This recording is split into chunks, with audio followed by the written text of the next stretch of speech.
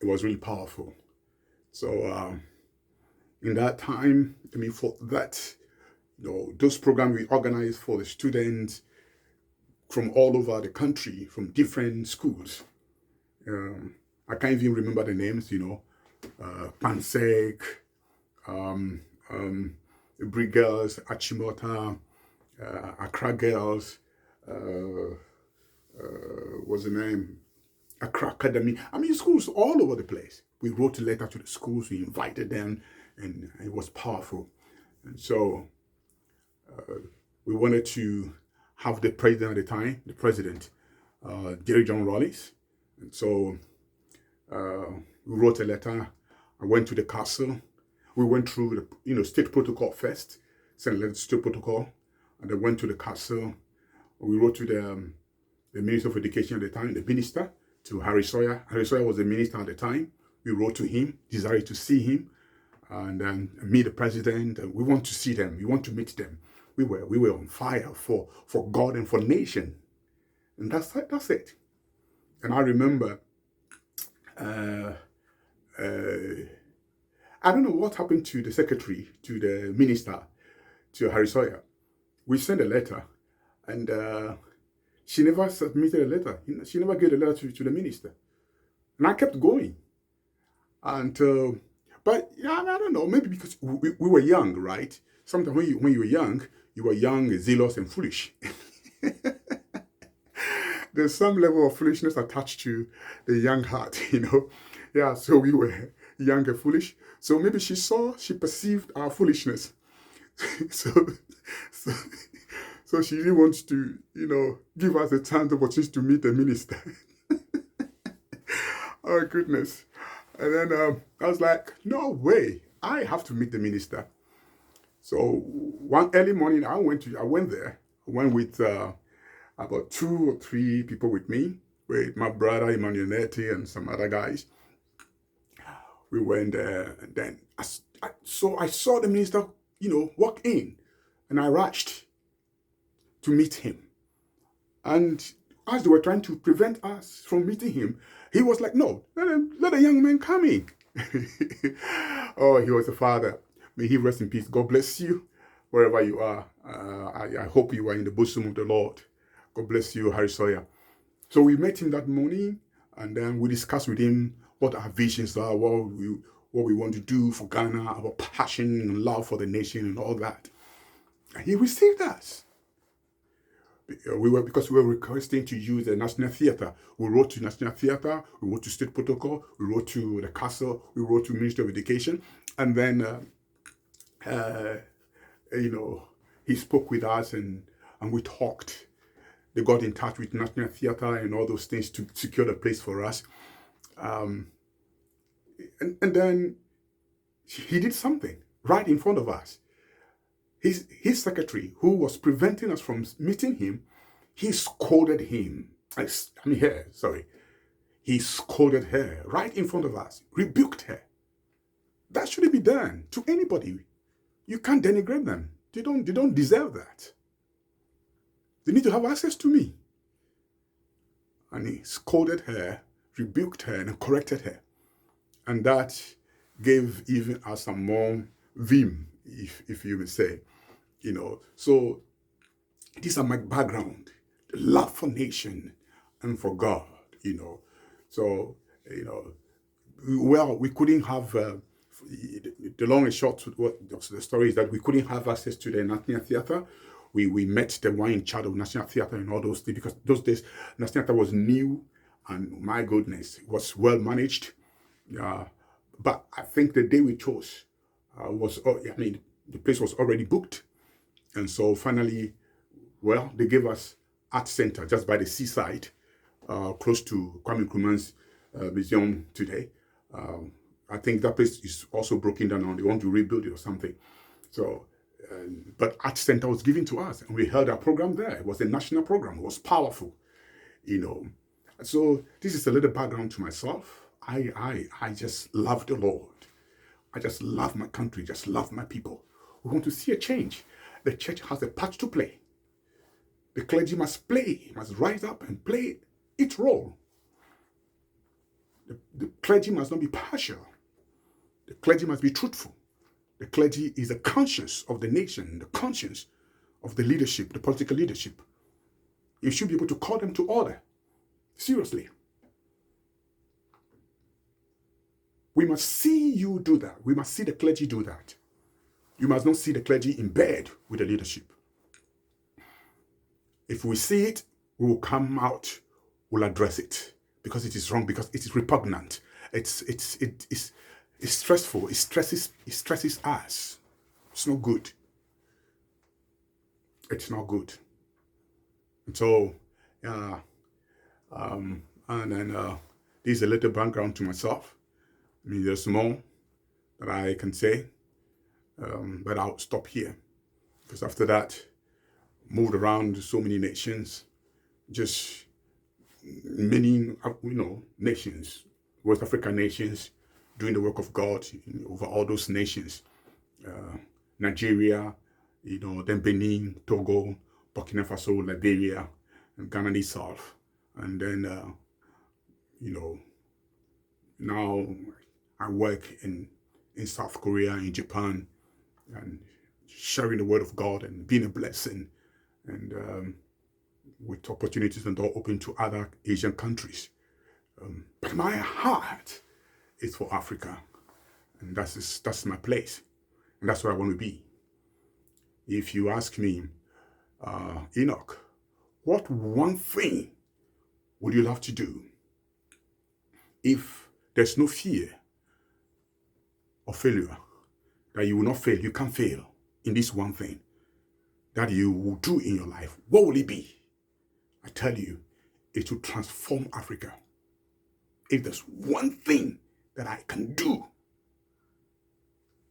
if God give me the opportunity and ask me, Enoch, what one thing will you do to transform my people, to transform my fatherland, to transform the land of Africa, the people of Africa? Because God has so much blessed us. He loves us. Where we are is not God's plan. Where we are is the doing of man. It is the wickedness of man and the compromise of our own leaders, political leaders. Their compromise is still worsening the whole thing. Think about it. Which European leader has ever come to Africa to buy property? Where? In which country? Maybe in South Africa. And even that stopped when Mandela became a president. When Mandela became a president, a lot of even white South Africans left Africa, because they are not ready to be led by a black man. And so everything is being done, everything possible under the heavens is being done to destroy South Africa, just because, it's the black man who's in charge. The black man cannot handle. The black man can do it. So all kinds of pipes are being tightened, and, things are being tightened so that, Africa will be a failed continent. If our leaders, African leaders, can bring us together, make us one, turn the countries into states. What's wrong with that? What's wrong with that? What will you lose? Turn the 54 countries, turn them into states. Let them become states. We can even have more states, We can even have states among the tribal lines. Like the huge tribes form one state. Like the Ewe land in Ghana, from Ghana all the way to Ajah in Nigeria. This one state. The big Akan tribe in Ghana, all the way to Ivory Coast. One big state. So there'll be understanding, there'll be love. And, when you criticize your governor, the governor of your state, if you criticize them, it's not because you belong to a particular tribe. But as things stand, you can't criticize. You can't criticize. Even when you are criticizing good faith, wishing the country well, you are labeled as, being tribalistic. You are labeled like you are criticizing because the president is not from your tribe. So it becomes difficult to criticize constructively. Even when you are constructive in your criticism, you are labeled as being tribalistic because the one you are criticizing comes from a different tribe. So if we can be bold, if African leaders can be bold, if the AU can be bold and break these boundaries and reconstruct the whole thing, let's have reconstruction of this whole African construct. Let's do something new. As long as there's life, there's hope. We Christians, we believe that there's an end to everything. We believe in the end time. We believe the world will end. We believe that. But until then, we need to put our house in order. Until then, we need to work to see human dignity. We want to see human beings flourish. We want to see Africans flourish. Until he returns, we want to see, our political system functioning well. There's order, there's justice, there's love, there's progress, there's prosperity. People living well as God intended. We know that we have a problem. Yes, humanity, we have a problem. We have a problem. We are flawed. Yes, we know that. We have a problem. But we'll continue to fix it. That's why we have governments. That's why we have government. So the policies, the plans, the laws will be fixing those things. Yeah. Here, right now in South Korea, they are no more human than we are. But you leave you drop an item anywhere, you go, come back and pick it up. Nobody's going to pick it. If somebody picks it, they'll send you to a police station, a place, lost and found office. And you call, you identify your item, you go with your card, you pick your things out. Now, they got to this point not by magic, but by system, by intention. They were intentional.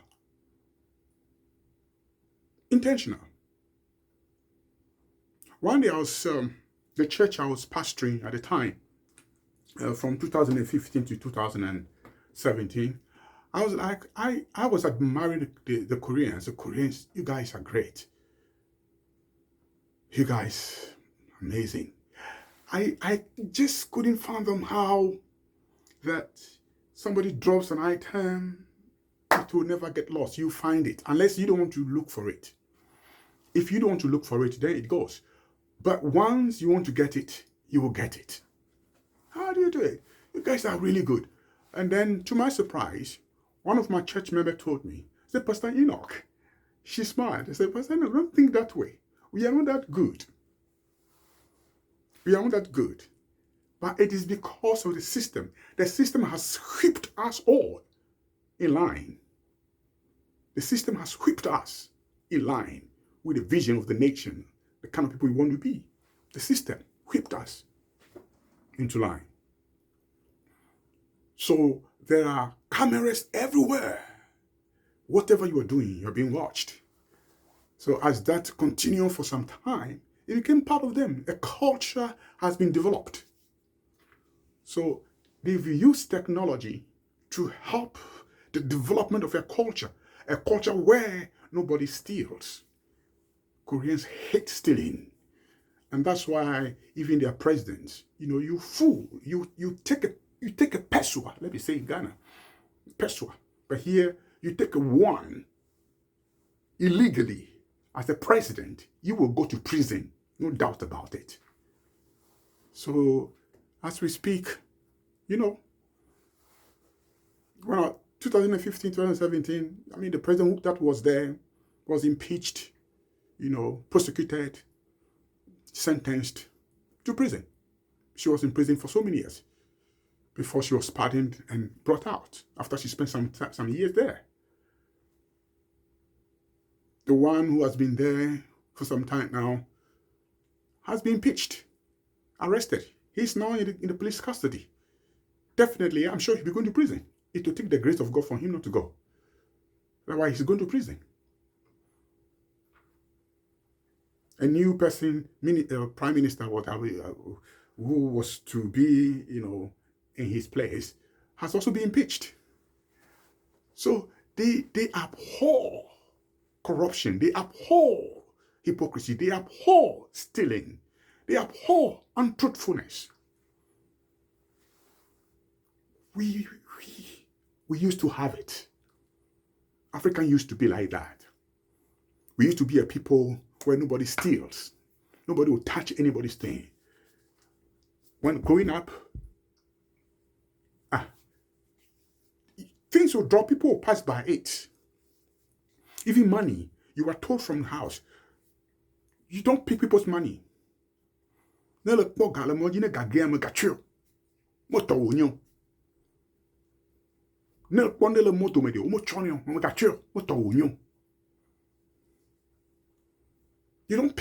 just pick things.